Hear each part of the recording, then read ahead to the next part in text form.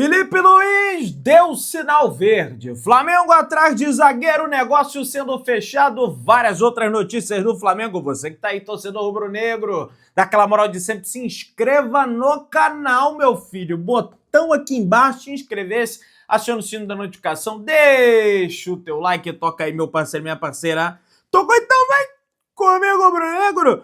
Vamos às notícias do Flamengo. Para quem está perguntando, a assessoria de imprensa do Flamengo informou aos jornalistas que hoje é dia de treino normal. Na parte da manhã, às 9h30 da manhã, o Flamengo treina ou já treinou, depende do momento que você está assistindo. Esse vídeo normalmente segue os trabalhos para o confronto diante da equipe do Botafogo no próximo dia 15. Faltam 4, rapaz. Faltam 4 dias aí para quarta-feira para a gente ver o nosso Mengão, querido Mengão, dentro de campo. E data FIFA, ô troço ruim, vou te contar uma história, viu? Pessoal, de acordo com uma informação ligada diretamente da Conmebol, a entidade já tem a capital do Paraguai, Assunção, como a favorita para sediar a final da Copa Libertadores, caso eventualmente se retire de Lima, no Peru, que vive uma ebulição política, né? Parece que saiu lá presidente, entrou um novo presidente, na realidade foi destituída do cargo de presidente, está uma confusão, protestos para todo lado. Tá parecendo até 2019, rapaz, porque eu lembro, a final de 2019 era para ser em Santiago, no Chile, e aí em função ali dos protestos no Chile, aquela coisa toda, aquela loucura, eles tiraram o jogo do Chile e botaram em Lima, no Peru. Será que dessa vez vão tirar de Lima e vão botar, né, em Assunção, no Paraguai, onde nunca foi recebida a final da Libertadores ainda, e tem como sede a Conmebol também, abriga a sede da Conmebol, vai ser o palco da Sul-Americana, né? Vai ser o palco da Copa Sul-Americana, da final da Copa Sul-Americana, que inicialmente iria ser disputada em Santa Cruz de la Sierra, mas acabou sendo transferida para Assunção, no Paraguai. A ver como vai ser resolvido isso aí, beleza? Pessoal, teve aí um amistoso contra a Itália Retrô, né, pessoal? Do Zico, ex-craques do Flamengo que tiveram presente lá no Maracanã para esse jogo. Teve show, enfim, uma pá de coisa lá no estádio do Maracanã. E o Gilberto, ex-lateral esquerdo, você lembra do Gilberto, ex-lateral esquerdo? Lateral de seleção brasileira, jogou no Flamengo, né? Jogou também no Cruzeiro, no Grêmio, né, aquela coisa toda. Ele falou sobre o Wallacian, rapaz, sobre esse momento do Wallacian. E, cara, vou te falar, o Gilberto, eu me lembro até hoje, eu tava indo lá para Porto Alegre em 2019 para assistir Flamengo e Grêmio, o jogo da ida da semifinal da Libertadores, que foi 1-1 e o Flamengo arrebentou, e o Gilberto tava no mesmo voo que o meu e eu sentei do lado do Gilberto, troquei ideia com o Gilberto o voo inteiro, um cara muito bacana, muito gente boa, e ele falou sobre essa situação aí do Wallacian, né, que ele tá vivendo. Ele falou o seguinte: ele é um jogador que eu tinha um carinho muito grande, então sempre conversava com ele. A maior parte que as pessoas estão fazendo lá no Flamengo, e o que eu acho que vão fazer agora, todo mundo já fez.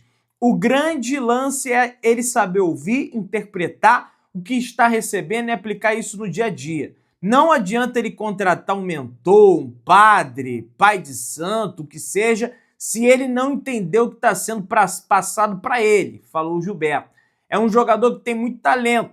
Isso sempre foi falado para ele, e essa questão comportamental também foi dada. Ele é um bom menino. Acho que agora ele viu que realmente a coisa ficou diferente e ele está tentando transformar isso. E falou também que é normal nessa idade ele se sentir o super-homem, aquela coisa toda, e realmente, né, tá passando um pouco aí da linha o Wallacian. Então espero que realmente ele, com esse mentor, esse mental coach aí, com o Felipe Luiz, com o Boto, com o esporro que ele tomou lá no Ninho do Urubu, porque ele é bom jogador. Ele é bom jogador. Agora, tem que se disciplinar, porque senão realmente vai ficar bem difícil. O goleiro Júlio César também esteve presente lá no jogo contra a seleção italiana e hoje o goleiro do Flamengo falou sobre o Rossi, atual goleiro do Mengão.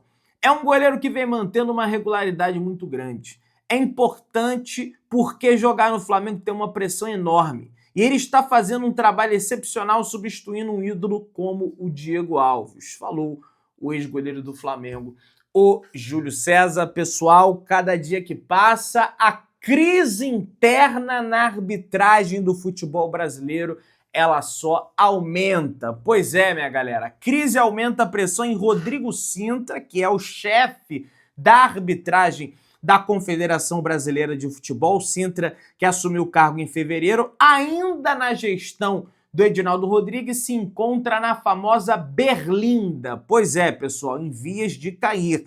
Ele comanda o comitê de arbitragem, que possui outros 6 membros. O fato desse comitê ter sido formado na gestão anterior pesa contra o grupo, sobretudo após os erros sequentes, recentes e consequentes, e não terminam e não acabam. A comissão de arbitragem tem defendido alguns árbitros, mesmo após falhas claras, como a gente viu no último final de semana, sobretudo no jogo do São Paulo. Como o Sami Chaldi está na Ásia acompanhando lá a seleção brasileira, não haverá mudanças no momento. Internamente, há quem defende esperar o fim da temporada e tomar uma decisão de cabeça fria, mas ele deve ser afastado aí desse cargo de chefe da arbitragem da Confederação Brasileira de Futebol. Tá uma dúvida tremenda dentro da CBF, né? Segundo eu pude ver, e também tem informação da ESPN, em relação a quem vai apitar o Flamengo e Palmeiras, porque no primeiro turno, quem apitou o Flamengo e Palmeiras foi o Ramon Abate Abel. Vários anos se seguem e geralmente quem apita é o Ramon Abate Abel porque ele é o preferido da comissão de arbitragem. Hoje, eu diria para você que os 2 nomes mais cotados para assumir essa bomba de apitar Flamengo e Palmeiras é o de Wilton Pereira Sampaio, é um árbitro de Goiás, e também o de Anderson Daronco, que é do Rio Grande do Sul. Pessoal, pô, Pedrão, Rafael Claus não vai apitar por um simples fato que ele é da Federação Paulista de Futebol. Como é que você vai botar um árbitro paulista no jogo entre um carioca e um paulista? Aí você vai arrumar um problema danado. Então, a tendência hoje é que o Wilton Pereira Sampaio ou o Anderson Daronco apitem o jogo. Os 2 picotam o jogo o tempo inteiro, mas eu acho menos mal o Wilton, tá?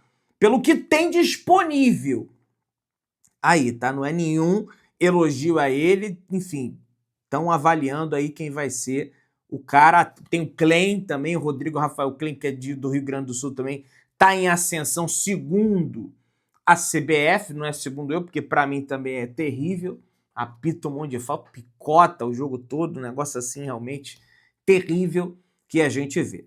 Pessoal, o técnico Felipe Luiz deu o sinal verde e está planejando realizar uma mudança tática no Flamengo com o retorno de Eric Pulgar.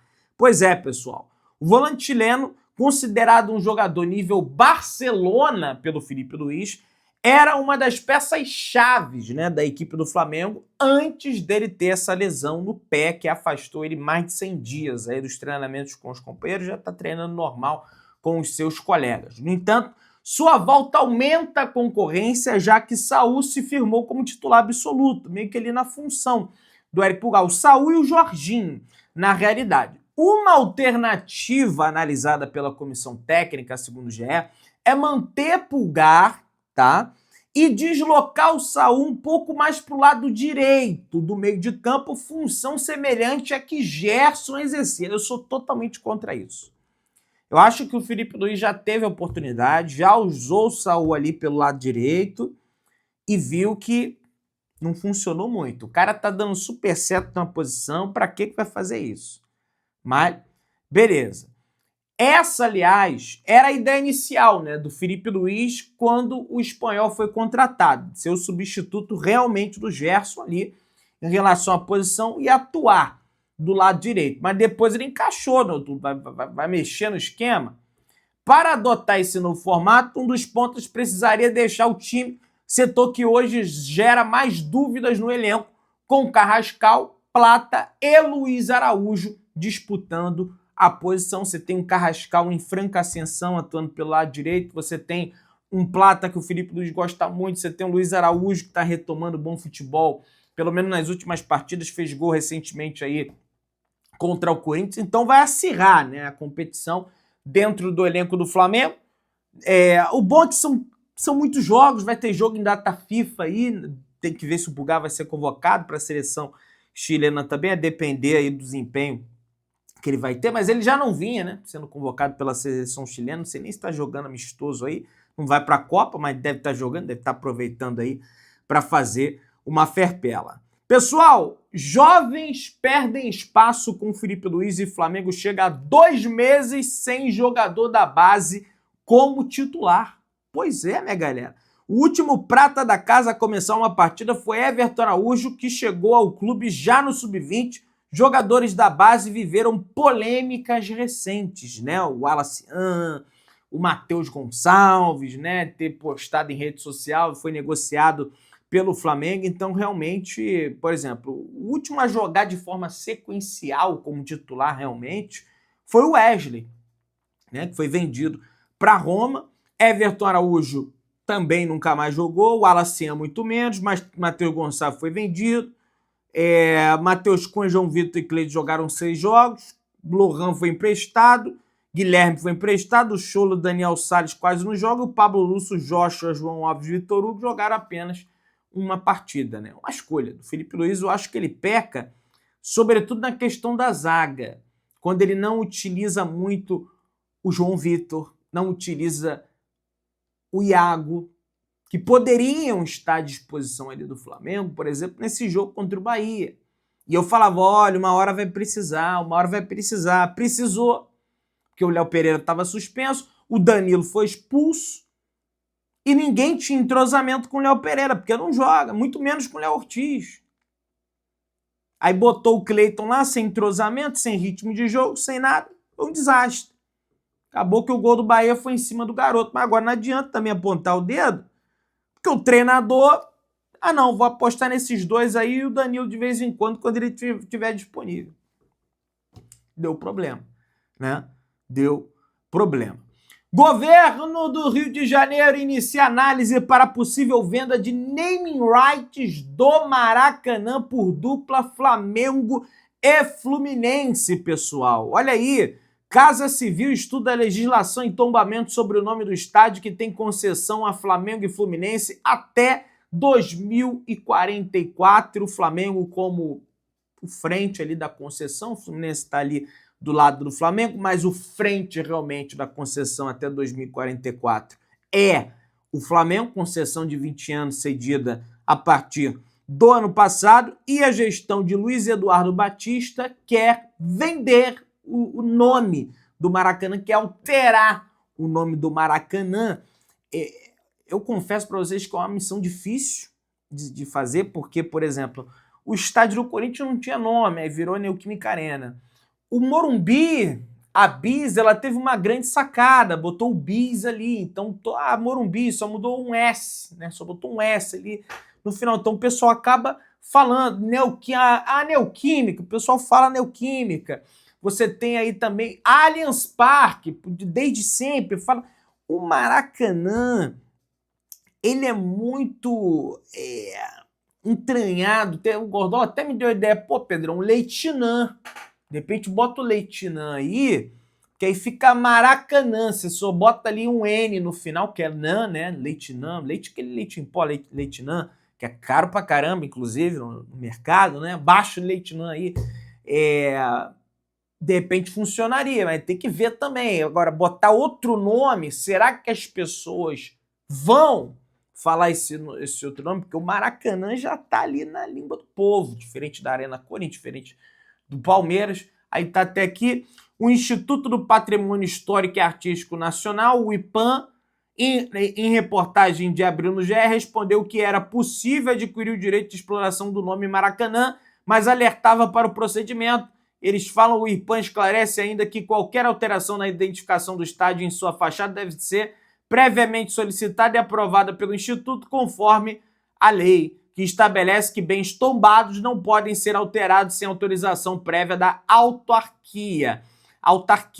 Além disso, o Instituto informou que mesmo que ocorra a venda, o nome oficial continuará sendo Estádio Jornalista Mário Filho. Flamengo e Fluminense estimam aí a venda do name right do Maracanã por mais ou menos 40 milhões, tá? Tem uma projeção de 70 milhões anuais, seria um valor anual que seria pago, que ajudaria, né, com grande parte da despesa do Maracanã, né, ajudaria ainda mais os clubes a arrecadar com bilheteria.